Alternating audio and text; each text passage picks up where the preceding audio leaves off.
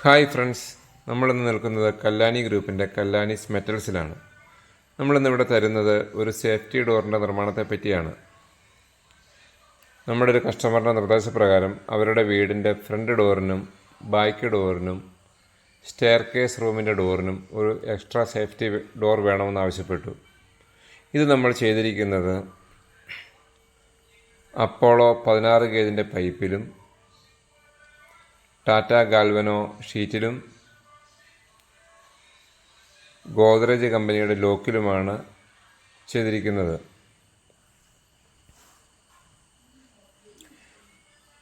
അകത്തു നിന്നും പുറത്തു നിന്നും തുറക്കാവുന്നതും ലോക്ക് ചെയ്യാവുന്ന രീതിയിലുമാണ് ഈ ഡോറുകൾ സെറ്റ് ചെയ്തിരിക്കുന്നത്.